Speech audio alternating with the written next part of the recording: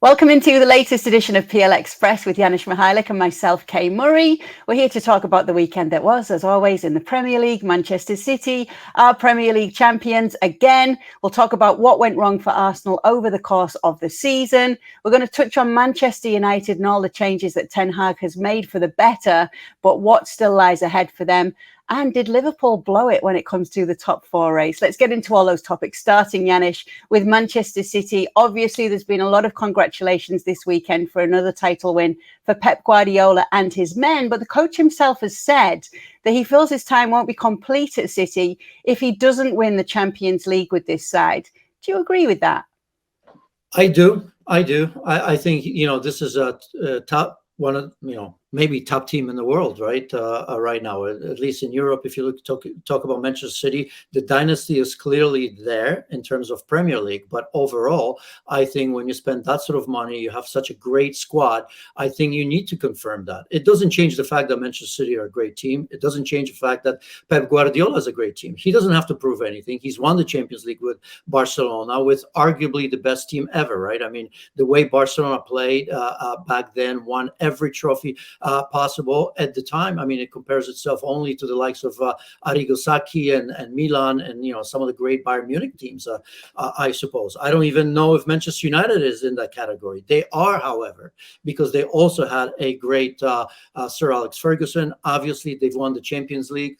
So I think that if you look at from the Premier League perspective, yes, they've done the job in terms of the league, but I think Pep Guardiola knows that the narrative and the talk about that will not go away until they win it. But obviously that's the talk about it, and that's always going to come from outside sources. Him saying this must be something he feels inside too, Janusz.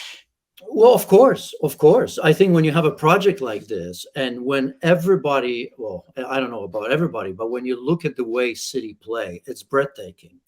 So you say to yourself, you have to finish the job. And the job is, outside of the Premier League, to win the biggest competition in the world. It's just like the World Cup is the pinnacle, the holy grail of football. I think on the club level, you have to say that the Champions League is that. So any project like that has to have a pinnacle, because they've won it 5 out of 6 times now in the Premier League. So what's the next target? I mean, FA Cup, they've done it. Who knows? They may do it again. But even if they win the FA Cup, beating their city rivals, and they lose in the Champions League, there's always going to be that one thing missing. And I don't think Pep Guardiola is going to need reminding. He's going to know it himself. In order for him and this particular Manchester City team to be complete, they will have to do, if not the treble, I mean, they can forget the FA Cup. If they win the league, well, they've won the league, and win the Champions League, the job to a degree will be complete. Okay, you've said a few things actually talking there. You've said that when they play, it's breathtaking. It is. It's fantastic. It's such great football that we're watching. You've mentioned 2 other teams as well while we're talking in this conversation. You've mentioned Manchester United. You've mentioned Barcelona. There's a feeling, not from everybody, but from a large proportion of neutral football fans, that they're not as invested in Manchester City and actually catching them on the TV, watching them, not wanting to miss a side playing this style of football, this attractive, entertaining football, that they're kind of a bit indifferent to them. They're a bit indifferent to them winning these trophies, where if you look back, that Barcelona side under Pep Guardiola, whether you loved them or hated them, it was a side that you almost felt you always had to tune in to watch. Manchester United in the 90s, love them or hate them, you'd watch them because you knew you were going to be entertained and there'd be so much drama in that game. Why is this City side not resonating with football fans in the same way? Why are we seeing articles from journalists saying they don't feel as invested in this City side as they have in big sides of years gone by? Well, I mean, we have to, again, and we do it all, there's that asterisk, right? I mean, the team feels manufactured, right? And the ownership group and the charges that go against them. So we always have to get that out of the way. And the fact that we do, I just spoke about Manchester City yesterday in our reaction right after the game, had to say that because that doesn't go away. And it needs to be said until it's proven. So I hope that the FA and everybody in England gets this out of the way one way or the other. prove it right or prove it wrong, whatever the case may be. So we don't have to talk from that perspective. Other than that, I think history a little bit. I think if you go Manchester United, their history over the years is much better than Manchester City. So is Barcelona. So is the great Bayern Munich teams. They've been doing this over decades and decades and decades, right? The way they've played. The fact that they are perhaps too good, right? Our producer Sam has said it best, maybe, so I want to give him credit. A lack of jeopardy. I mean, you just know what's going to happen. And by the way, this is in a very competitive league because it is incredibly competitive. Yes, we can sit here and say, well, it's a down year for Chelsea. It's a down year for Manchester United by their standards, right? It's a down year for Liverpool for sure. Even Arsenal to a degree, it's not a down year for them, but they've always been the ones that you could clearly see ahead of the season and say they're one of the favorites. But maybe they are to a degree boring. Maybe it is that if you're in Spain or, well, I don't know, first of all, let's face it. I mean, it's not like La Liga is the favorite league of South Americans or other European countries. It isn't. It really isn't. I think that the Premier League in general is looked upon as this giant, I don't know, a money pit, I suppose, and people don't like that. But I can understand to a degree, not that I'm on that side because I love watching their football, but I can understand how it's not watched by appointment to some degree, because ultimately, even watching this, Chelsea game with a second team, a B team with Akanji and Walker, the only two starters you can think of right now. If there's a big game, look at, for the most part, with ease, without breaking a sweat, for the most part, still finding a way to win. So, to a degree, it may be even I don't know if there's a Manchester City supporter that say, yeah, it's boring. I mean, winning is expected and it's just going to happen. So I can see why that's happening for a number of reasons. You just mentioned like Calvin Phillips, that was his first start for City. For Sergio Gomez and Cole Palmer, that was their first start in the Premier League for any side. That was their first start in the Premier League. And as you mentioned, it's still a win over Chelsea. So with things like that in mind, who can even challenge them next season? Yeah, I think, as I've said, I mean, the only reason why I wouldn't see Manchester City winning is lack of motivation and hunger. That's the only thing. And that's the best thing about Pep Guardiola, because he's been able to maintain that incredible level with such a big squad of players that would normally be starting players elsewhere, right? I mean, we've talked about numerous times, even young Julian Alvarez. I mean, how long is he going to stay there? How long is he going to sit behind Erling Haaland? For as long as Haaland stays healthy and continues to play like that and score at a rate that he's been scoring, or even if he just scores 25 goals, I mean, what does that mean for those players? But they want to be part of history. They want to be winning trophies. They do understand that they're going to get their chances of playing because their manager, Pep Guardiola, trusts a lot of those players in terms of rotation in big games. Yeah, maybe not Cole Palmer, maybe not some of the young players, but eventually, if they prove it in training, they are going to get their chance. Okay, let's talk about where Pep stands then in Premier League history among the great managers. He's right up there with anybody.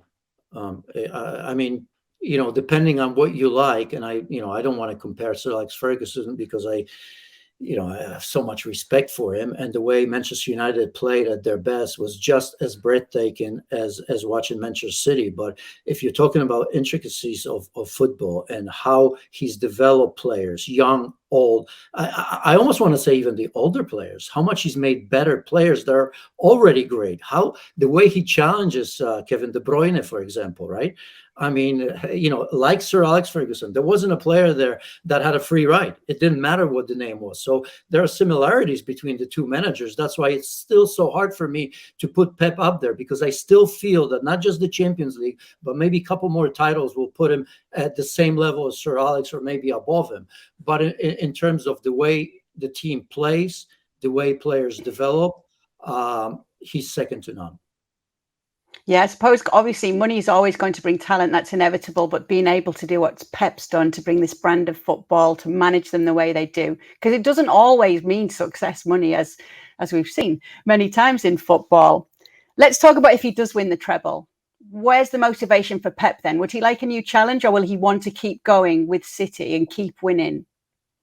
I think so. I think he's made us, I mean, he's been there now, what, 7 years? We all know that he used to stay 3 years, wanted, has gone on a sabbatical and always kind of said that it's important for him personally, for his family, sometimes to stay away from the game. It seems to me that he's enjoying it. I think the fact that he can take his team and himself to a different level, that's the challenge, right? I mean, chasing that, maybe, I was thinking out loud, maybe proving that he's at the level of Sir Alex Ferguson, or maybe go above him. Remember the noisy neighbors type of thing. I mean, it's important to know that Manchester United and Manchester City, are city rivals, right? And they're going to meet in the FA Cup final. Maybe personally, it is important for him to say that, look, Manchester City are at the same level. So I don't see in the foreseeable future, if everything stays the same, if the charges prove to be false, that he would leave. However, I remember him saying that if he found out that some of these charges are true, he would leave immediately. So let's see what happens there, because that's important to point out. We absolutely will. Let's talk about Arsenal then, who were the closest chasers this season, and much of the time leading the way. In fact, what was it, 248 days they topped the table for. They lost at the weekend to Nottingham Forest, and Mikel Arteta has said it's a really sad day for us and apologised for falling short. Did the Arsenal manager need to apologise? Initial thought is absolutely not, because they're much further than he thought himself, and he's been on record saying that. And I think anybody that watches the game of football understands what a job Arsenal Football Club has done. But I've bought into it because you've pressed me on so many occasions, and I pushed back against the failure. Because that's a very strong word given where Arsenal are in their development. But I'll continue to say that when the opportunity arises, and when you're at the top, 248 days, as you mentioned, to Manchester City, what, maybe 35, I think you need to take advantage of that if possible. So, I think we always knew that they're going to have a soft patch, but that was in such a terrible time. And the number of games, number of leads they've lost, the times that they've let teams back, that to me is very important, because they were in winning positions in a couple of those games. And if they saw it through, maybe we're talking differently right now, because that's a difference. Really, I still think it's a difference of a game and a half somewhere, get 3 or 4 points out of the games that they've lost points in. So, my gut feeling is that he's sad because he truly understands. Look, Mikel Arteta knows Pep inside out. I mean, he does some of the same things. After all, he's learned a lot under Pep Guardiola, and he understands that this opportunity may not come again for a long time. And my gut feeling is just that no matter what Arsenal do this summer, it's not going to be enough. He understands that. He understands that he's 2, maybe 3 windows away of challenging whomever, because who knows, in 3 seasons we may not see Pep.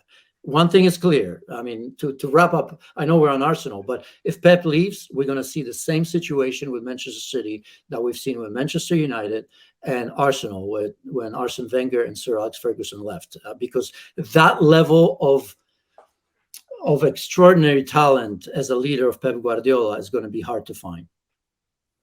So let's get into Arsenal and you talking about them not having this other chance, perhaps, because obviously we know the injuries that hit them, and it's obviously very hard to rotate when you don't have the squad depth that you need. And I feel, though, with Arsenal, the big overriding factor that so many are bringing up is that lack of squad depth. Is that the overriding factor in them falling short? Oh, absolutely. And just the normal things, like, when you see younger players performing at a tremendous rate, who are going to feel the pressure. We've seen this from Bukayo Saka. Great season overall, but towards the end, obviously not the same, because he's just running on fumes. Martinelli injury, but almost same thing. Gabriel Jesus came back and he was fine, but he wasn't at least the same as he was before his injury. And now there are questions, I'm sure, in Mikel Arteta's mind. Do I need a different type of number 9 as well? And we can go on and on and on. Some issues in the center of the pitch. And you could see in the last game, Mikel Arteta already looking towards the next season, saying, can Thomas Partey play in a different position? The answer was no. Maybe he threw him under the bus. I don't feel that way because Thomas Partey, as you know, is an experienced player. He's played for Atletico Madrid. He's played for Arsenal now for 3 seasons, and he was trying to see if he can play that role of Zinchenko, of John Stones, kind of right back coming inside, because he's thinking, see, the depth here is important because Arsenal will get 2 or 3 key signings, but they probably need 6 or 7 very good players, if not more, in order to challenge on all fronts. So he was looking, Ben White, do I need to spend millions for a center back, which they need, or could Ben White, who really is a center back, play in that position? Jakub Kiwior, he's young, I like him, is he ready? Finally put him on the left side, which is good because he was asking him to play on the right side. He's left-footed. Didn't look great yesterday, even though he was playing in a good position. People say, oh my God, he's playing left back almost. He did play for Poland in the last game, last qualifier at left back against Albania. So, I mean, it's not new to him, but I could see Arteta already looking to the next season. Which players can play in different positions so I don't have to buy for that depth? The answer yesterday was negative, I think. He's wondering now, okay, who can I trust if I move them? Or do I really have to go out there and buy 6, 7 players? And you know, it's funny because you think of a little while back when we heard Conte saying at Spurs, I need this many players, and people were laughing. But when you talk about it like that, it does make sense why managers would want that number of players to fill certain positions, to have the rotation that they need. That's talking about bringing players in. And it's great that you're talking about which players can play multiple roles in that squad, because I suppose he's going to have to look at who needs to go as well. Does he have to be completely ruthless in who doesn't really fit that project for him? You know, I'm not going to start going on with names because everybody understands what the pecking order, I suppose, is. But now that I'm talking to you, and as always, you get me thinking in different directions sometimes. Because you know, just as I said, they need 6 or 7 players. I almost wonder if he's going to start. He's going to have to continue to develop some of these young players while understanding that the task is impossible, right? Because that's what really this means. So, do you go and fight the impossible that is Manchester City? It may be Liverpool to some degree, because obviously you know, some of the players that we're missing, the healthy and top players are coming back, they'll add to it. And you look at Liverpool at their absolute best. Think about that. They won the title once. They came so close. I mean, I think it was Gary Neville that said it that season. I mean, they had to win 26 of the first 27 games in order to win the title, and it was close. And I think the 27th game was a draw. So if you're a manager, if you're Mikel Arteta, knowing almost everything that you know about Manchester City, the might they possess, you say to yourself, why? Let's just be smart about this. Let's build what we have.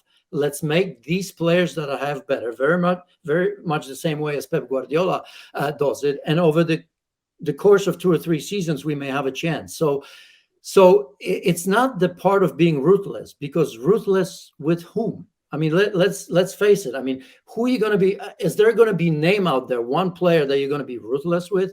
I mean, Granit Xhaka is going to leave because he wants to leave. Maybe it's time for him to go. But if he said, no, I want to stay, there's a place. I mean, he would be a great depth player, wouldn't he? I mean, with his experience, he's had a pretty good season under Arteta. I don't see how he can be ruthless, because the players that are going to go are players that weren't going to have a say when it comes to winning the title. So I think I keep, for the most part, what you have, continue to make those players better, because a lot of them are young, and then strategically add 1 or 2 or 3 key players to make sure that Arsenal Football Club are again in the top 4. Arsene Wenger wasn't wrong. I mean, I think when he said it, maybe it wasn't the right time. But what he said is being top 4, it's, you know, for many clubs in this league, financially at the very least, it's like winning the title. Because in order to even dream about winning the top prize, you have to be in the Champions League year in and year out. Speaking of the Champions League, Manchester United now just need a point to confirm their return to Champions League action. Can we talk a little and touch, now we're coming to the end of the season, on what Erik ten Hag has done with this side? He's taken over a broken side and he's been piecing it together, Janusz, and he deserves so much credit for that. Yeah, I mean, this was just a volcano before. I mean, this was a Manchester United that, when the season started, we all said, what a mess this club is. Nobody knows how to make a decision. Uh, Everybody despises the ownership. Nobody has trust in the ownership. No matter who they buy, there's no rhyme or reason. What is the direction of the football club? Why is Cristiano Ronaldo still? Whatever the case may have been, Eric Ten Hag came in and put a stop to it. Right? Didn't fix it right away, but at least showed. And now you have a captain of the ship. I'm going to change that. No more nonsense. There's got to be a central figure that everybody understands, but most importantly, trusts in and respects. And that's what he did. He made some tough decisions, as we know it, in the beginning. And right now, at the very least, Manchester United can think to themselves, we're back in the Champions League. But the questions still remain, Kate, right? Because as good as it is, we see that they're running on fumes. And part of it is because of injuries to key players, obviously. And now it's this pressure that's coming from Manchester City, probably more so than to teams like Liverpool and Arsenal, because they're city rivals. And some of the questions remain. Some of the questions still remain. How are we going to make ourselves better? And can we do it in this window to come close to Manchester City? I think the answer to that question is probably no, until we find out who the owners are.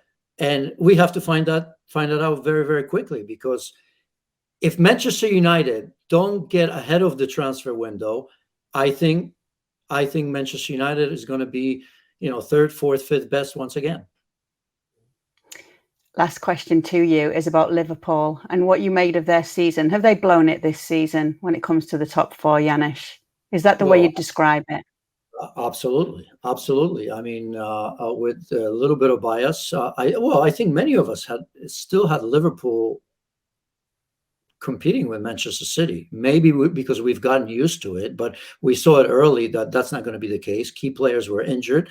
We saw lack of depth in that squad as well. I think, players at a club like Liverpool, knowing, and again, I'll repeat that because maybe more important example than I made it before is that everybody of Liverpool knew how difficult it has been to get the title and to stay with Manchester City. That season won 98, 97 points. And that start of the season, that's the example with winning 26 games. You had to be perfect. No margin for error. So when early you find out that, your chances are gone, it's difficult. That's why it felt like the cycle was over, because the air came out of the players. They said, no chance. Manchester City are too good. We're nowhere near. We're missing the Van Dijks and Jotas and Luis Diaz, and too many key players were either injured or terribly off form.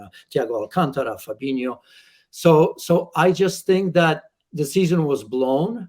Then there was a rebirth, and that's a great foundation for next season. But I was very, very disappointed. What was blown is that chance till the last moment to be in the Champions League, because that was the trophy for Liverpool this season, a super important trophy. Jurgen Klopp can say, yeah, okay, now our job is to win the Europa League, and that's great. But financially, we all understand that's absolutely terrible for a team like Liverpool to be so close to winning recently, to be out of the Champions League. So I was very disappointed that Liverpool didn't beat Villa at home, because at the very least, even with Manchester United having a game in hand, they would be close. They'd be close. And you wanted to keep that until the last game to keep that hope. So for me, that was a blown game to keep the hopes alive.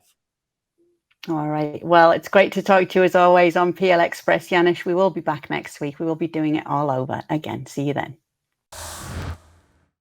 Well, thank you very much for watching ESPN on YouTube. For more sports highlights and analysis, be sure to download the ESPN app. And for live streaming, premium content, and let's not forget as well, ESPN FC 7 days a week, subscribe to ESPN Plus.